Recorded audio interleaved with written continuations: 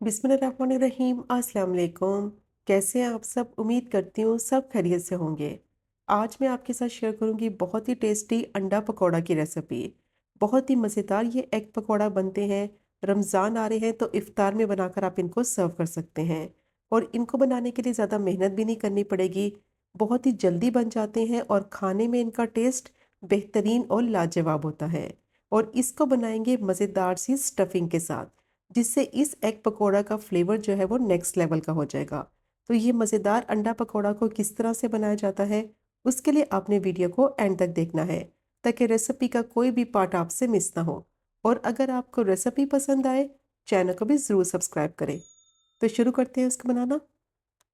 5 अंडे लिए हैं, इनको मैंने बॉईल कर लिया है। बॉईल करने के बाद अंडे को मैंने 2 पीसेस में काट लिया है।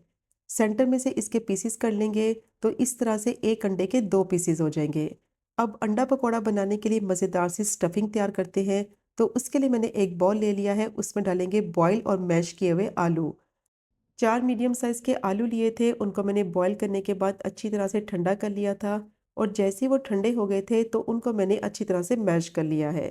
आलू ठंडे होंगे फिर आपने उनको मैश करना है, ताकि उनमें नमी ना आए और ये अच्छी तरह से खुश्क भी हो जाए। अब इसमें डालेंगे एक मीडियम साइज़ की बारीक चॉप की हुई प्याज और 1/4 कप बिल्कुल बारीक चॉप किया हुआ हरा धनिया डालेंगे। और दोनों चीज़ों का पानी अच्छी तरह से ड्राई करके फिर इसको ऐड करेंगे, ताकि स्टफिंग जो है वो गीली ना हो। 1 टीस्पून इसमें डालेंगे क्रश किया हुआ लहसुन और 1 टीस्पून ही क्रश किया हुआ अदरक डालेंगे। लहसुन अदरक का पेस्ट इस्तेमाल नहीं करना, कुटा हुआ इस्तेमाल करेंगे लहसुन और अदरक, इसका बहुत ही अच्छा टेस्ट आएगा। अब इसमें डालेंगे 3 बारीक चॉप की हुई हरी मिर्चें, या जितना स्पाइसी आपको रखना है उस हिसाब से भी आप ऐड कर सकते हैं। हाफ टी स्पून इसमें नमक ऐड करेंगे, या फिर आप अपने टेस्ट के हिसाब से डालें। हाफ टी स्पून धनिया पाउडर और 1 टीस्पून कुटी हुई लाल मिर्च डालेंगे। हाफ टी स्पून कुटी हुई काली मिर्च डालेंगे। और अब इसमें डालेंगे हाफ टी स्पून ज़ीरा पाउडर, 1/4 टीस्पून गरम मसाला पाउडर और हाफ ही टी स्पून इसमें चाट मसाला डालेंगे। चाट मसाला आपने ज़रूर डालना है, इससे बहुत ही अच्छा चटपटा फ्लेवर आएगा स्टफिंग का। अब सब चीज़ों को अच्छी तरह से मिक्स कर लेंगे, ताकि सारी चीज़ें अच्छी तरह से वेल कंबाइन हो जाए। वैसे आपने एग पकौड़ा तो काफ़ी दफ़ा बनाए होंगे, लेकिन जब आप इस स्टफिंग के साथ बनाएंगे तो बेहतरीन और लाजवाब बनेंगे। बहुत ही ज़्यादा टेस्टी बनते हैं और ज़्यादा मेहनत भी नहीं करनी पड़ती, झटपट से बनकर तैयार हो जाते हैं। इफ्तार के लिए तो बहुत ही बेस्ट रेसिपी है। अब अच्छी तरह से मैंने सारी चीज़ों को मिक्स कर लिया है, मिक्सचर बिल्कुल रेडी हो गया है। अब अंडों के ऊपर इस मिक्सचर की स्टफिंग करेंगे। थोड़ा-सा मिक्सचर लेंगे और जो अंडे की शेप है उसी शेप में ये मिक्सचर को अच्छी तरह से लगा देंगे अंडे के ऊपर।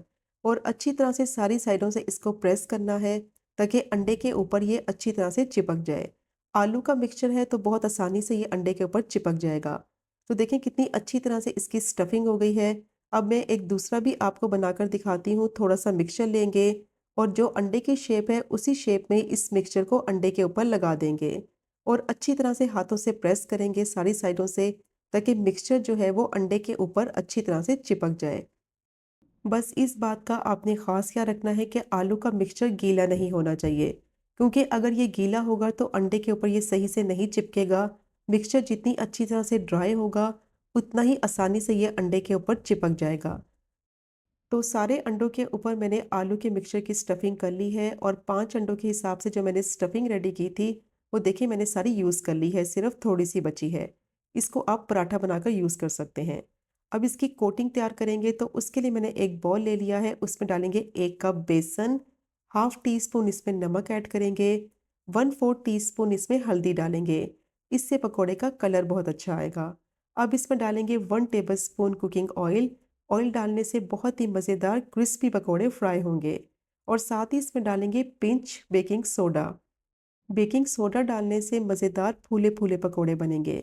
अब इसमें थोड़ा थोड़ा पानी ऐड करते जाएंगे और अच्छी तरह से इसको मिक्स करते जाएंगे। तो 1 ग्लास मैंने पानी लिया है, एक साथ इसमें पानी नहीं डालेंगे। थोड़ा थोड़ा पानी डालकर इसको मिक्स करते जाएंगे, क्योंकि अगर इसमें एक साथ पानी ऐड कर देंगे तो बैटर बहुत ज़्यादा पतला हो जाएगा, जिसकी वजह से पकोड़ों की कोटिंग सही से नहीं होगी। तो कंसिस्टेंसी बैटर की इतनी होनी चाहिए कि पकोड़ों की कोटिंग सही से हो जाए, वरना अगर ये पतला हो जाएगा तो फिर सही से कोटिंग नहीं होगी। तो बैटर की कंसिस्टेंसी पतली नहीं होनी चाहिए, थोड़ा गाढ़ा ही बैटर बनाएंगे ताकि जब पकोड़ों को कोट करें तो आसानी से उनकी कोटिंग हो सके। तो थोड़ा थोड़ा पानी मैं इसमें ऐड करती जा रही हूँ और अच्छी तरह से विस्क की मदद से मैं इसको बीट करती जा रही हूँ ताकि जितने भी लम्स हैं वो भी ख़त्म हो जाए और बेहतरीन ये बैटर बनकर तैयार हो जाए। तो टोटल मैंने इसमें 3/4 ग्लास पानी का इस्तेमाल किया है और देखें कितना ज़बरदस्त बैटर रेडी हो गया है। बैटर की कंसिस्टेंसी देखें इसी तरह से गाढ़ी होनी चाहिए, क्योंकि अगर ये पतला होगा तो सही से पकौड़ों के ऊपर कोट नहीं होगा।